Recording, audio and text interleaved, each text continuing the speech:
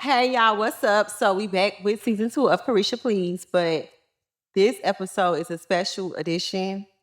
And I told myself that I wasn't gonna be strategic or try to find the right words to say, that I wanted to tell my truth, my story on my platform where I feel safe. And I'm ready to get into all the smoke. Clock that too. Bitch, catch you. So I have the one and only, my best friend, Saucy Santana. I'm here. We get into all things Caresha. I want to call this episode Caresha Speaks. Oh. Because I feel like you don't talk much. I feel like you let a lot of stuff just, roll over. You'll talk amongst me and you and amongst close ones, but I don't really feel like you address everything. And so today I want you to take this time to put everything on the floor, get it all out, because once you talk today, ain't nobody gonna hear from you till 2028, baby. Thank you. So I want you to take today and let everything out, get everything off your chest, and we're gonna get into it. Let's go. I'm ready. So I want to get into mental health with you. I feel like I just want to check on, and I feel like everybody wants to know just these days, how are you? Just in general with life, your kids, family, and just with your career. Like, where are you at mentally? I'm just all over the place. You know, I'm going through a lot, and some days I just be like, everybody go through this in their career and their life. I feel like in life, everybody go through something, whether it's a breakup, a divorce, a death, just like whatever it is. And I feel like, let it out. This is a safe space. This is your space to be vulnerable and just really, let out how you feel. so mentally, like, 1 minute I'm happy, 1 minute I'm sad, 1 minute I'm feeling like, fuck this shit. And then the next minute, I'm looking at my kids and I'm like, I ain't bring us this far to go backwards. Yeah. I work hard. You get what I'm saying? Like, I put in a lot of time and effort in this shit. I did it when I was pregnant alone. And I feel like in life, you got to go through shit to get through shit. Like Usher said that, and I was like, wow, that's some real shit. Yeah. And I feel like in life, everybody is going through something. Whether it's a divorce, whether it's a death, whether it's they just lost their job, just anything. And that's what keep me going, because I know that like life not perfect. And we gotta learn from our mistakes, and life is a lesson. And I feel like the people that I thought that would be in my corner, or that are like, when I was going through this shit, nobody called me to check on me. Nobody called me to see how I was doing. Like, people was really like, you thought. Yeah. So when it comes to Diddy, why do you think that you are so heavily involved in everything? Like, everything that comes out about him, like you said, it's automatically, well, what you think? Well, how you feel? What you got to say? Because people feel like I was Diddy's biggest cheerleader and I made him my brand. And I feel like Diddy was on brand for me. I got with Diddy environment to my life. I had him at the office. I was still doing Resha Roulette in the split. All right on. Ari slap on my ass. I ain't never think I was bigger than the program. I was still on my City Girl shit. I was still doing remixes. Don't play with it. You did Gucci Mane. Gucci Mane. First Impression. I was still working. City Girls was on tour with Jack Harlow. We had At Bad. You know, Diddy came to me with the song. Told JT, let's get on this record. Like, I was still doing City Girls shit. I was heavily involved in the group. I never thought I was bigger than the program. So with Diddy, what was your experience with dating him? Because I feel like in the headlines, it's a lot of just chaos and it's a lot of allegations. And so I think that's what makes people feel like, well, since you were so heavily involved, you were a part of these things, or you were around these things. So what was your experience like, dating him? Well, I met Diddy at P Party, and I met him when he was in a love era. And I met Diddy when the world was celebrating him and giving him his flowers while he was alive. Like he was getting the Global Icon Award, the Lifetime Achievement Award, the Key to the City. He had a new album that was coming out. So I was celebrating him with the world. And I just feel like everybody trying to crucify me for it. Like, you was his biggest advocate, you was his cheerleader, but I was just celebrating when the world was celebrating him. So why am I being crucified, or why am I being separated? Yeah. When I was dating him, it was love, love, love. The frequency is high. We used to laugh because that's like him Santana. It's always, "What's up, queen?" Yes. So I just felt like I met him like in a whole new era, and that wasn't my experience. Like when I met him, it was just like I told y'all on season 1. I even asked him like, "Why you fucking with me? Why you fucking with a city girl? Yeah. Why you coming into my world?" Because I'm on some whole other shit. Like, you know my lyrics and stuff. Yeah. And it's just like when I got with him, he was just a man. Like it was more of like, okay, we ain't gonna do that. We gonna sit, we gonna communicate, we gonna get solutions. What's going on? Like, we ain't even going that route. So that was my experience with him. So a lot of the things that people really like say about him, you didn't experience that as in dating. That's not something that you saw. So is that the reason why you never said anything? Is that the reason why when all of these allegations and lawsuits came apart, like why didn't you speak? Because I can't speak on something that wasn't my experience. And I can't speak on something that I don't know. I can't speak on these allegations because I wasn't around at the time. I don't know that person, and that wasn't my experience. So with you being, I feel like, a survivor of domestic violence, he never hit you in a relationship. He was never violent. Was that something that you had to tolerate, or that wasn't a part of, because I feel like that's the biggest thing to him right now is, what he going through in these lawsuits, and that video that came out.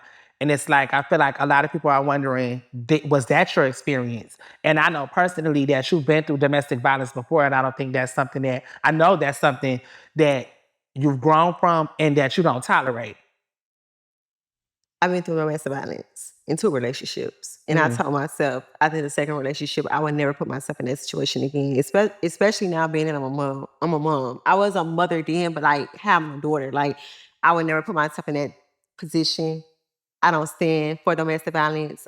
I'm just not going for that. So do you feel like with dating Diddy, like, was it a business relationship? Do you feel like it was beneficial for you? I feel like it was beneficial for both of us. I think that, like, I was able to come and be a brand ambassador for Deleon and take it to a whole nother level, because I feel like, I won't say nobody wasn't drinking Deleon, but Nobody wasn't drinking Deleon.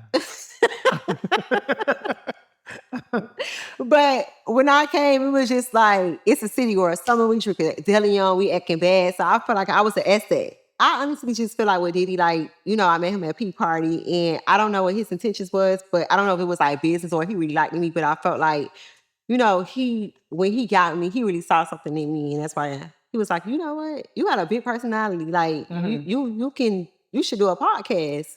Like, you know how to engage in conversations. Like, you know how to ask good questions." So I felt like, I came into his world, and I was able to like turn everything he had going on up a notch.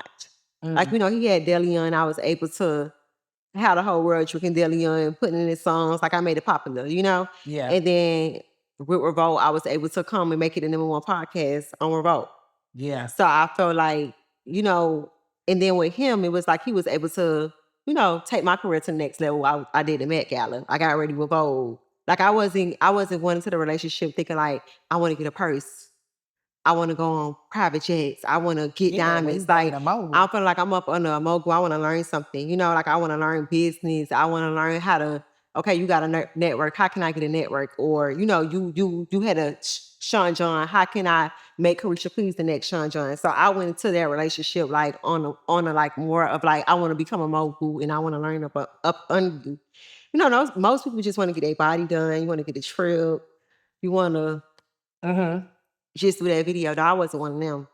And that's what I respect about you, because even though you a city girl, me being your best friend and knowing you very womanly. I always say that, and like just a grown woman. And so I even seen the elevation in your production and your team that you started hiring business managers. Hello. And I was Because like, I think that like when you get around people, you see certain things. Like you able to, like you should be able to learn something from somebody. And I felt like I was able to see like how should my business be operating. Like I should have a chief of staff. yeah, I should have a business manager. You know, I should have all of these things in place. And that's what I was learning. Like I took that more of like a learning experience as far as like trying to become a mogul. That's why I'm like, I'm a mogul. I'm a businesswoman. I'm not just a rapper. Like I'm bigger than rap.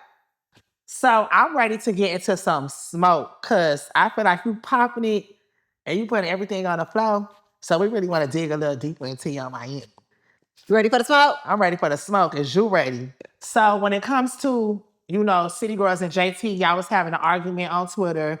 You felt like, you know, she was making songs about you. She felt like you throwing a rock and hide in your hand.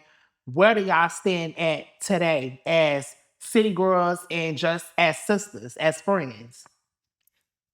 Shit ain't all good and it's not all bad. Like, we don't talk every day, but it's no beef on my end. I still look at her like as family, but it's not like we on the phone, we chatting every day or we checking in like, hey, you know, she posting my shit, I'm posting her shit. It's not, I won't say we beefing, but it's not. Do you feel like taking it to the internet, or do you feel like things that happen behind the scenes have went too far that it'll never be the same motherfucker the old days? I feel like once we go to the internet, that's kind of like I'm the type of person, like, if we feel some type of way, we could hash this shit out behind closed doors. You could call my phone, we could text each other, we could cuss each other out. But like once it goes to the internet, I feel like you trying to get people to pick a side. Like you putting people in our business to pick a side, and I don't fuck with that. Because I feel like we've been friends for so long that if we gonna go to the internet, we gotta air each other dirty laundry. Like I'm gonna have to say some shit about you, you gonna have to say some shit about me, and people gonna have to pick a side. And if we real friends, we ain't going to the internet. I'm not going to the internet. And that's, I felt like, you know, I'm always the one that's gonna let the narrative run and let people think what they want to think and not clear nothing up. Cause it's just, it'll never be that serious to me. Like I'm cool. I ain't gotta clear nothing up. So how long behind the scenes do you feel like have things been rocky between y'all two? I feel like it's been a minute. It's been a minute since shit been going on behind closed doors. Like I just feel like we outgrew each other. I feel like she was in LA, I was in Miami. She was been working on her shit. I didn't know. And I just feel like every time we try to get together, it just didn't hit.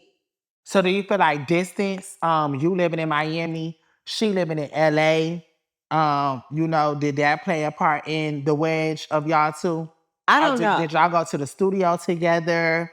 How was recording? Because y'all last album didn't do well. And I feel like even in interviews, y'all weren't in sync. And it didn't look like something that just happened. It looked like something that's been occurring. Yeah.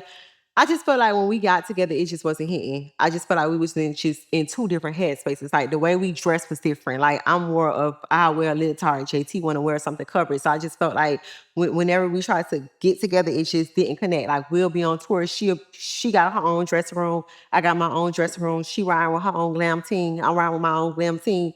When we get on the stage and we do our routine, that was probably like the only interaction we had at the time when we was on tour together. So I don't really know like what was the moment that separated us, but I just felt like it became a time where like when we was getting together, it just wasn't connecting. And I was just like, ain't no money in the group. You know what I'm saying? Like we're not going to the studio together. I'm doing a feature. People calling for the City Girls. You know, it's either me or it's you. It just wasn't connecting no more. And I just felt like that's what really made me like start my own brand. Like I gotta do something because I'm in this group. The group ain't making no money. We not working. So it just became a point where we was just like on two different pages. And I felt like whenever we just a video shoot, just anything like it just wasn't connecting. And I was just like, you know what? I gotta like figure something out because I do got kids. And that's what really made me start doing like Resha Roulette and getting into my merch and things like that because I just felt like the group just wasn't hitting no more. Basically, right now, today, it's not bad, it's not good, but do you still feel like you would consider JT a sister. Yeah, I feel like we grew up together. I feel like I'm gonna always look at her as family, but again, like everything I'm not gonna sit here and just like do that strategic question. How are you? Yeah, that's my sister. We go, no, shit ain't all good, but it's not all bad either. And I just want to move forward from that. I don't want to have to keep answering that question. It's just what it is. It's nothing going on. We not in the group no more. She went her own way, I went my own way, and that's just where we at. Okay, period. And I don't want to answer it no more, so don't ask me. Wow. So let's get into some tweets. So there was a time where JT was arguing with Cardi. And they was going back and forth, going back and forth, going back and forth. And you woke up and said, I was asleep. I said I just woke up. I just woke up. And once you woke up, did I say I was asleep or I just woke up? You said I just woke up. And after you just woke up, there were no more following tweets. So a lot of people feel like you should have jumped in and defended JT, that being your City Girl group member, that being your homegirl, like, and you was on mute. So elaborate. Let me tell you something, Santana. And I'm never on mute. Ain't no bitch don't come mute me because I'm gonna get out there win draw. What it is? A win, lose, a draw. Thank you. Thank you. But you gotta show me what you got. I'm one of them hoes. You gonna have to put me down and I'm still gonna pop my shit. I never not came to JT defense, ever. She was arguing with Agent R, and I told Agent R, hey, bitch, meet me in Brooklyn. I remember that. Like, I would never not come to her defense. Just, as us being a group, just as fuck being a group, just her being my motherfucking bitch. One fight, we all fight. That's how I was raised. Bitch, one swing, y'all all swing. You know what I'm saying? But it was just like I was asleep. I literally was sleeping when I woke up. I see like trending and I'm seeing all these tweets. And when I caught up on it, like once I really got caught up on the tweets and I was like reading the context of the tweets, I'm like, they arguing about Super Freaky Girl remix. Bitch, I got left off of Bad Bougie. Bitch, the queen ain't called me. You get what I'm saying? So I'm like, I'm getting caught up on the tweets and I see they arguing about the remix or whatever. And I'm like, the queen ain't called me. And I ain't know nothing about the remix. You know what I'm saying? Like when she dropped the single cover art, the official single cover art for the remix. And they had all the cities. And it was like Boston, Chicago, Miami. I'm thinking it's like Trina or somebody, bitch. I'm trying to play the game with the fans. Like, bitch, who it is from Miami? The song was never mentioned to me. I was never called for the song. I was never given a heads up like, hey, I got a song coming out with Nicki or nothing. I never knew nothing about it. Yeah. So when that situation came on Twitter and they was arguing about the song, it's like, why insert myself? You know what I'm saying? Like that situation had absolutely nothing to do with me. Bitch, I got left off of Bad Bougie. I didn't even know nothing about the motherfucking song. So I just felt like, that was between JT and Cardi. Okay, that's respectable. So my last question for the smoke. Are you still dating Puff Daddy? I'm not. I said I was gonna tell my truth. I think that it really, really, really hurt me because I just feel like, Puff was a really, really good person to me. I feel like he came and he helped me and, he elevated me and he saw a lot of things in me. And I feel like that's like one of his specialties. Like he know how to like find people and, identify their talent. And he was able to see more than music in me. And I felt like he brought out another side of me. Like he brought out like my jitsu side. Like, my woman side. Like it was like a lot of things that I didn't see in me that he brought out of me. Like, baby girl, you more than music. You an icon. You a motherfucking mogul. You know what I'm saying? Like, put God first. Make sure you keep God with everything that you do. But I just felt like when all of these things came out, I just needed to take a break and focus on what's important. That was just me and my career and my family and just, let him navigate and figure that out on his own because I can't get caught up in that. Although he was so great to you and you didn't experience that, you still feel like just with everything that's transpiring, in order for you to soar or to keep elevating, you need to disassociate yourself. It's not in order for me to keep soaring or, just to elevate myself. I just feel like, although that wasn't my experience, and he was such a good person to me, and that's what people don't understand about like me and Puff relationship. They was just like, you was so loud and you made him a part of your brand, and like you just thought that you had something, and it wasn't that. Because I think the same thing with him. Like, he didn't expect to fall in love with me, because we did end up falling in love with each other. Mm-hmm. And I just feel like, it's just everything that's going on. Like, I don't want to get caught up in that. And I just need a moment to just pour into me. Yeah, I could see that. And I just want to take a moment to give you your flowers for being so strong. And I've been through, I feel like a lot of stuff behind the scenes with you, with just going through everything and just seeing how like everybody really like just turned on you, and just how you've been so strong, even like for your kids, for yourself, um, being a woman, making the right decisions. Yeah. I think that, well, I just want to say thank you. Because if it wasn't for you, I don't know what the fuck I would be. Mm.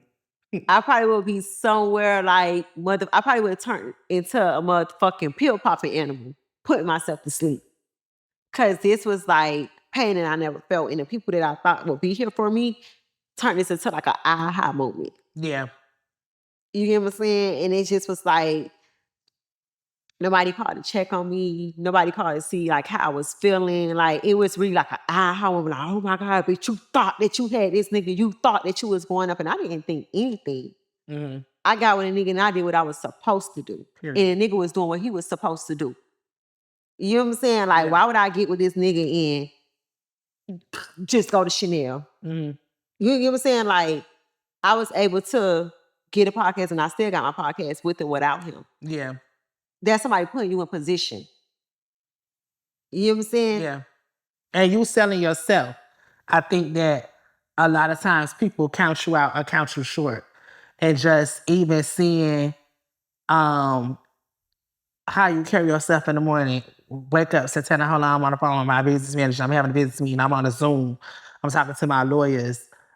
Even watching, you turn our lives into, our Instagram lives into this. Right.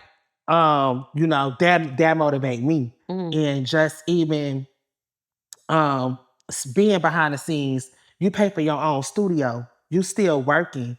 You pay for so much stuff that's even for your brand and stuff out of pocket, watching you invest in your business. Yeah, that's something that I take pride into. It's like, I want to bet on myself because I feel like everybody always count me out. Mm-hmm. And I feel like this whole time I've been an underdog.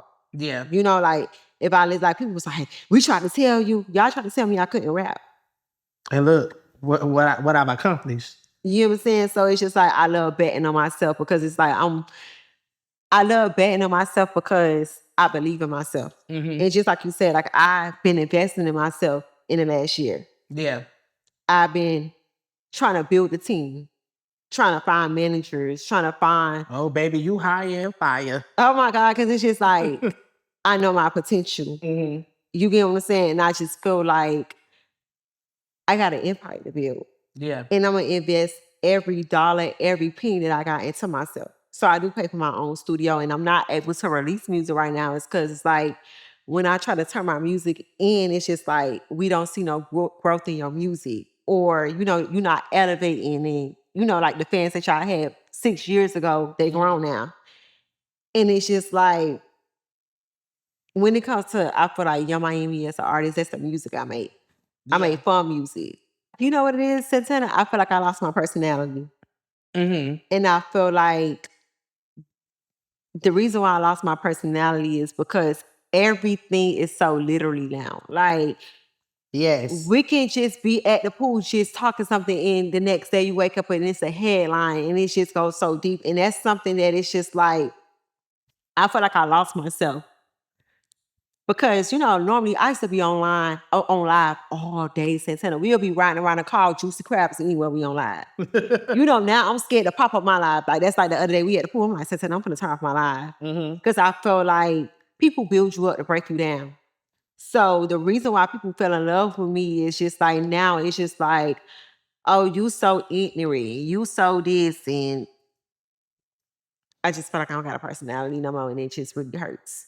I think that I always remember your personality is what got you here. People fell in love with you as a person, and then they fell in love with the music. Because to everybody initially, you couldn't rap. What they say, I used to sound like What, chipmunks? yeah, they say I sound like chipmunks. It was always this, it was always that. And then next thing you know, people was rapping you word for word. And you got so many viral slangs. In Oh my God. everything I you want to do. start a dictionary. Yes. Like Caresha Dictionary, because it's always a new word. It's always a new word. Everything you do sell, but you stole candles off of 11/11. Like, it's just like, I just watch, and I always be so proud because I be like, bitch, wherever she touched her to gold. So it's just like, I'm like, I just want you to always keep that and stay grounded in it and know that it's not all you, it's ink. I just really, really, like, when you asked me earlier, like, how was my mental, I just really hate that I lost my personality. And that's on me telling you, like, Santana, I don't want to dance no more, and dancing make me happy. I'm like, I don't want to go to the club. I don't want to dance no more. It's just, reading comments, and it really take away from, like, you get in your head. Like, you start overthinking everything. Like, you could have a hit, but it's like, I'm overthinking it. I'm feeling like, bitch, me popping up my motherfucking phone no more. That's just me being me. I'm thinking too deep into it, because the internet is just this whole new world of, like, everything you do is wrong. Yeah. And that shit will really break you down as a person when it's like you reading all of these negative things, and it's like taking up, majority of your day. Like, you just reading like, you should give up, bitch, you ain't shit. You gonna start thinking like, damn, should I give up? Yeah. Am I ain't shit? And it don't feel good. But when you go outside and you feel that love, you just be like, bitch, you gotta keep going. One person I love, K. Michelle, that's one of my favorite people, an artist, and just as a person. She came to me the other day and she was like, tell Caresha, we love her. Yeah, she DM me. She told me, she said, tell her we love her. She was like, and this is what happened to superstars. She said, everybody go up and you have a time where shit happens. She said, and you shoot right back up. And so I'm just so excited for the comeback. And that just leads me into what's next for Young Miami, what's next for this Yams era. You know what I'm saying? What's coming in the future? I've been in the studio working. And I have like a project that's ready. I have a single that's ready. And what's next for me is season 2 of Caresha Please. Oh, that's why y'all ain't start down hard. We got season 2 of Caresha Please. We got a reality show. Okay. We got Resha Roulette. Oh, part 2. We got part 2 of Resha Roulette. Okay, another round of applause. Girl, I know Resha Roulette by heart, so that is very exciting. Part 2 is way more crazy. That is Resha. Just make sure the person to your right or the person to your left is somebody that you might want to do a little, have some fun with. So do we got a Resha Reloaded? And this one, I know people love money, so you can make you a couple of dollars off of this game.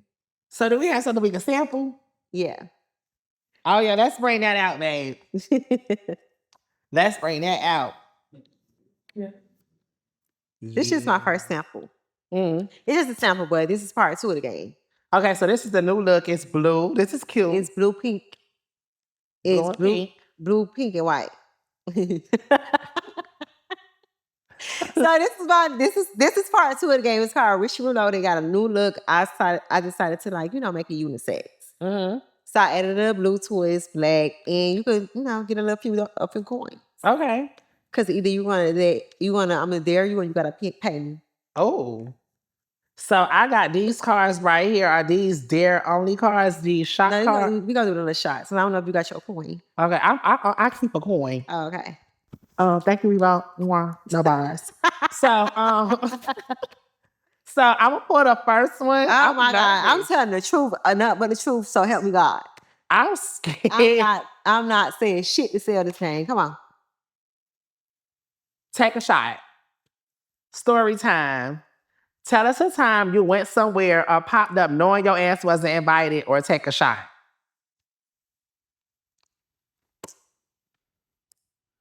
I ain't necessarily my business. I tell man. I'm gonna tell you my shot. Okay, so you gotta ask me something. Okay, give me. Girl, the jacket a little too tight. Come on, girl, the pants too tight, man. Sure, I'm not on it. Girl, just give me a couple. You keep a couple. Who picked these cards? Cute. This some shit you did. Sometimes you done did everything in this. What? Take a shot if you ever purchase a fake designer item or... Let me see the card. Let me see the card. What the shit this is?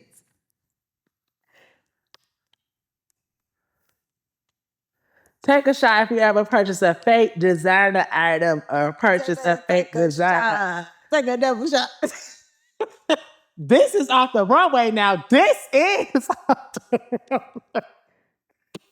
That was so long ago. Very much given 2018. You know what? I'm done with Resha Roulette. Resha Roulette. The last time. I don't know. See, that's all I'm saying. I need to see what's going on in the They say take a shot if you ever had to fuck your way out of a situation.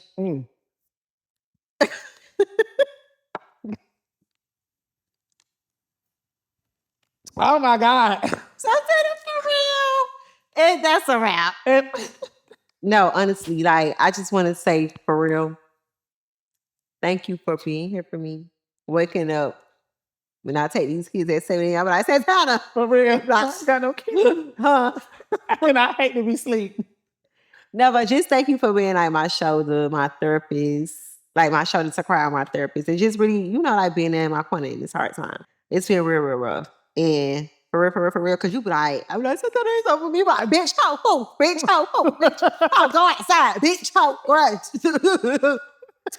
So if I had it every day, Santana, it's like, I don't know where I'd be. And I just want to say thank you so much. Of course, I got you. You're my best friend. We gang in this bitch. Thank you. Period. And that's all.